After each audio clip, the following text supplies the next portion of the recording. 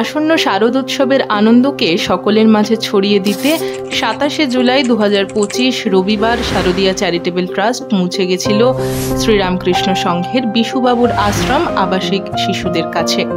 বহু বছর ধরে শারদীয়া বিশ্বাস করে আসছে, পুজোর আনন্দ সবার হোক, হাসি মুখের উৎসবের ভাগিদার হোক প্রত্যেকে।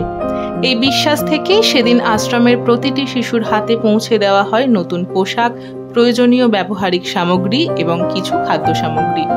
ট্রাস্টের সদস্যরা একে একে প্রতিটি শিশুর হাতে উপহার তুলে দেন। তাদের স্নেহমাখা স্পর্শে মিশেছিল আন্তরিকতা ও ভালোবাসা। সেই মুহূর্তে শিশুদের মুখে যে উজ্জ্বল হাসি, চোখে যে আলোর ঝিলিক আর হৃদয়ে যে কৃতজ্ঞতার উষ্ণতা ফুটে উঠেছিল, তা আমাদের সকলকে নতুন করে অনুভব করিয়েছিল মানবিকতার প্রকৃত অর্থ। শারদীয়া চ্যারিটেবল ট্রাস্ট প্রতিজ্ঞাবদ্ধ, আগামীতেও এভাবেই সমাজের প্রতিটি প্রান্তে আনন্দ ও আশার আলো পৌঁছে দিতে। নতুন জামা পরে